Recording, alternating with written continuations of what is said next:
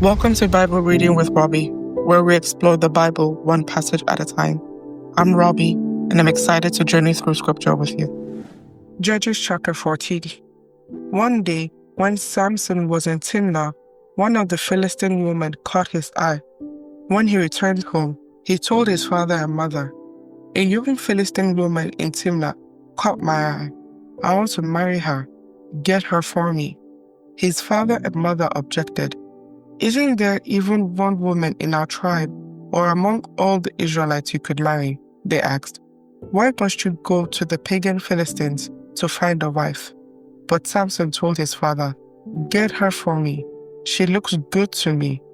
His father and mother didn't realize the Lord was at work in this, creating an opportunity to work against the Philistines who ruled over Israel at that time. As Samson and his parents were going down to Timnah, a young lion suddenly attacked Samson near the vineyards of Timnah. At that moment, the Spirit of the Lord came powerfully upon him, and he ripped the lion's jaws apart with his bare hands. He did it as easily as if it were a young goat, but he didn't tell his father or mother about it. When Samson arrived in Timnah, he talked with the woman, and he was very pleased with her. Later, when he returned to Timnah for the wedding, he turned off the path to look at the carcass of the lion, and he found that a swarm of bees had made some honey in the carcass. He scooped some of the honey into his hands and ate it along the way. He also gave some to his father and mother, and they ate it, but he didn't tell them he had taken the honey from the carcass of the lion. As his father was making final arrangements for the marriage, Samson threw a party at Timnah, as was the custom of the elite young men. When the bride's parents saw him, they selected 30 young men from the town to be his companions. Samson said to them, "Let me tell you a riddle. If you solve my riddle during these 7 days of the celebration, I will give you 30 fine linen robes and 30 sets of festive clothing. But if you can't solve it, then you must give me 30 fine linen robes and 30 sets of festive clothing." "All right," they agreed. "Let's hear your riddle." So he said, "Out of one who eats came something to eat. Out of the strong came something sweet." 3 days later, they were still trying to figure it out. On the 4th day, they said to Samson's wife, "Entice your husband to explain the riddle for us, or we will burn down your father's house with you in it. Did you invite us to this party just to make us poor?" So Samson's wife came to him in tears and said, "You don't love me. You hate me. You have given my people a riddle, but you haven't told me the answer." "I haven't even given the answer to my father or mother," he replied. "Why should I tell you?" So she cried whenever she was with him and kept it up for the rest of the celebration. At last, on the 7th day, he told her the answer because she was tormenting him with her nagging. Then she explained the riddle to the young men. So before the sunset of the 7th day, the men of the town came to Samson with their answer. "What is sweeter than honey? What is stronger than a lion?" Samson replied, "If you hadn't plowed with my heifer, you wouldn't have solved my riddle." Then the Spirit of the Lord came powerfully upon him. He went down to the town of Ashkelon, killed 30 men, took their belongings, and gave their clothing to the men who had solved his riddle. But Samson was furious about what had happened, and he went back home to live with his father and mother. So his wife was given in marriage to the man who had been Samson's best man at the wedding. Judges chapter 15. Later on, during the wheat harvest, Samson took a young goat as a present to his wife. He said, "I am going into my wife's room to sleep with her," but her father wouldn't let him in. "I truly thought you must hate her," her father explained, "so I gave her in marriage to your best man. But look, her younger sister is even more beautiful than she is. Marry her instead." Samson said, "This time I cannot be blamed for everything I am going to do to you Philistines." Then he went out and caught 300 foxes. He tied their tails together in pairs, and he fastened a torch to each pair of tails. Then he lit the torches and let the foxes run through the grain fields of the Philistines. He burned all their grain to the ground, including the sheaves and their cut grain. He also destroyed their vineyards and olive groves. Who did this? The Philistines demanded. Samson, was the reply, because his father-in-law from Timnah gave Samson's wife to be married to his best man. So the Philistines went and got the woman and her father and burned them to death. Because you did this, Samson vowed, I won't rest until I take my revenge on you. So he attacked the Philistines with great fury and killed many of them. Then he went to live in a cave in the rock of Etam.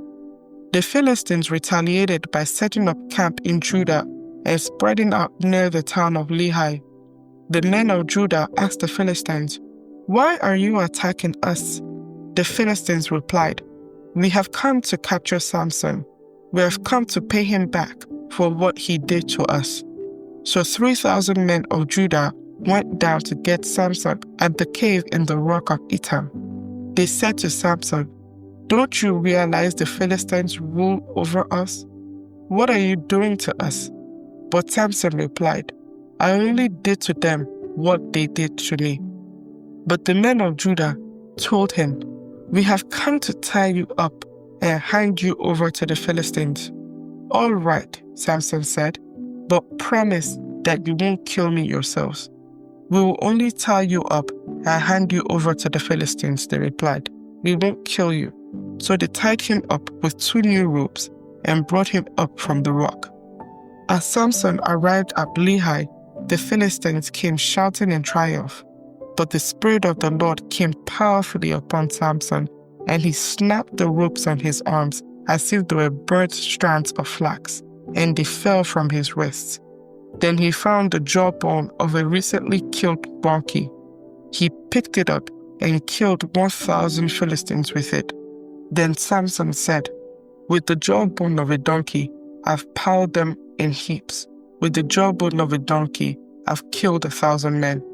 When he finished his boasting, he threw away the jawbone, and the place was named Jawbone Hill. Samson was now very thirsty, and he cried out to the Lord, You have accomplished this great victory by the strength of your servant.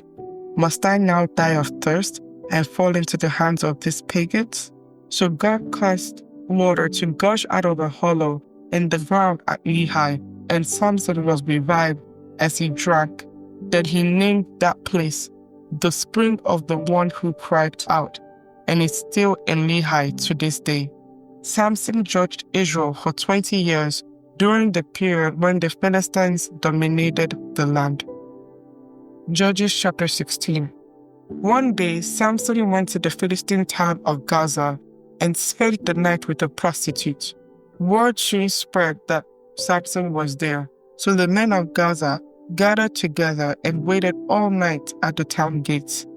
They kept quiet during the night, saying to themselves, When the light of morning comes, we will kill him. But Samson stayed in bed early until midnight. Then he got up, took hold of the doors of the town gate, including the 2 posts, and lifted them up, bar and all. He put them on his shoulders and carried them all the way to the top of the hill across from Hebron. Sometime later, Samson fell in love with a woman named Delilah, who lived in the valley of Soreth. The rulers of the Philistines went to her and said, Entice Samson to tell you what makes him so strong and how he can be overpowered and tied up securely. Then each of us will give you 1,100 pieces of silver. So Delilah said to Samson, Please tell me what makes you so strong and what it would take to tie you up securely. Samson replied, If I were tied up with 7 new bowstrings that have not yet been tried, I would become as weak as anyone else. So the Philistine rulers brought Delilah 7 new bowstrings, and she tied Samson up with them. She had hidden some men in one of the inner rooms of her house, and she cried out, Samson, the Philistines have come to capture you. But Samson snapped the bowstrings as a piece of string snaps when it is burned by a fire. So the secret of his strength was not discovered. Afterward, Delilah said to him, "You have been making fun of me and telling me lies. Now please tell me how you can be tied up securely." Samson replied, "If I were tied up with brand new ropes that had never been used, I would become as weak as anyone else." So Delilah took new ropes and tied him up with them. The men were hiding in the inner room as before, and again Delilah cried out, "Samson, the Philistines have come to capture you." But again, Samson snapped the ropes from his arms as if they were thread. Then Delilah said, "You have been making fun of me and telling me lies. Now tell me how you can be tied up securely." Samson replied, "If you were to weave the 7 braids of my hair into the fabric on your loom and tighten it with the loom shuttle, I would become as weak as anyone else." So while he slept, Delilah wove the 7 braids of his hair into the fabric. Then she tightened it with the loom shuttle. Again she cried out, "Samson, the Philistines have come to capture you." But Samson woke up, pulled back the loom shuttle, and yanked his hair away from the loom and the fabric. Then Delilah pouted, "How can you tell me I love you when you don't share your secrets with me? You have made fun of me 3 times now, and you still haven't told me what makes you so strong." She tormented him with her nagging, day after day, until he was sick to death of it. Finally, Samson shared his secret with her. "My hair has never been cut," he confessed, "for I was dedicated to God as a Nazarite from birth. If my head were shaved, my strength would leave me, and I would become as weak as anyone else." Delilah realized he had finally told her the truth, so she sent for the Philistine rulers. "Come back one more time," she said, "for he has finally told me his secret." So the Philistine rulers returned with the money in their hands. Delilah lulled Samson to sleep with his head in her lap, and then she called in a man to shave off the 7 locks of his hair. In this way, she began to bring him down, and his strength left him. Then she cried out, "Samson, the Philistines have come to capture you." When he woke up, he thought, "I will do as before and shake myself free." But he didn't realize the Lord had left him. So the Philistines captured him and gouged out his eyes. They took him to Gaza, where he was bound with bronze chains and forced to grind grain in the prison. But before long, his hair began to grow back. The Philistine rulers held a great festival, offering sacrifices and praising their god, Dagon. They said, "Our God has given us victory over our enemy, Samson." When the people saw him, they praised their God, saying, "Our God has delivered our enemy to us. The one who killed so many of us is now in our power." Half drunk by now, the people demanded, "Bring out Samson so he can amuse us."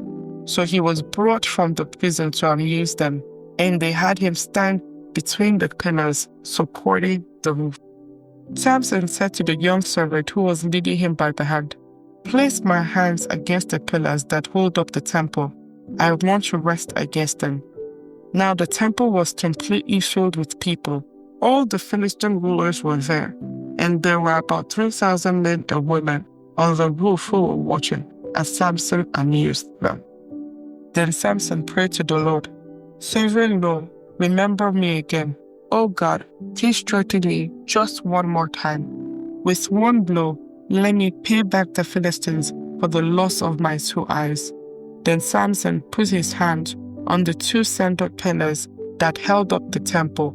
Pushing against them with both hands, he prayed, "Let me die with the Philistines." And the temple crashed down on the Philistine rulers and all the people. So he killed more people when he died than he had during his entire lifetime. Later, his brothers and other relatives went down to get his body. They took him back home and buried him between Zorah and Eshcol, where his father Manoah was buried. Samson had judged Israel for 20 years. Judges chapter 17. There was a man named Micah who lived in the hill country of Ephraim. One day, he said to his mother, "I heard you place a curse on the person who stole 1,100 pieces of silver from you." "Well, I have the money. I was the one who took it." "The Lord bless you for admitting it," his mother replied. He returned the money to her, and she said, "I now dedicate these silver coins to the Lord. In honor of my son, I will have an image carved and an idol cast." So when he returned the money to his mother, she took 200 silver coins and gave them to a silversmith who made them into an image and an idol. And these were placed in Micah's house. Micah set up a shrine for the idol, and he made a sacred ephod and some household idols.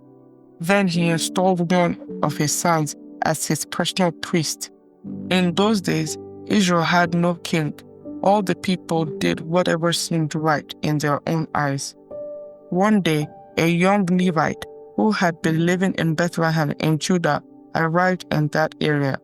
He had left Bethlehem in search of another place to live, and as he traveled, he came to the hill country of Ephraim.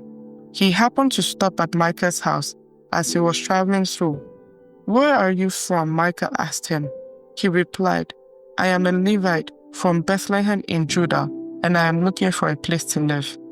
"Stay here with me," Micah said, "and you can be a father and priest to me.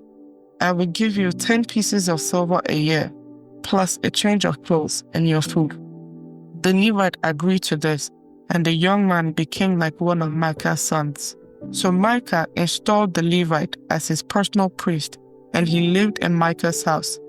"I know the Lord will bless me now," Micah said, "because I have a Levite serving as my priest." May the Lord bless the reading of His Word. Thank you for joining me on this episode of Bible Reading with Robbie. If you enjoyed our time together, please subscribe and share this podcast with others. Join us next time as we continue on our journey through Scripture. Until then, stay blessed.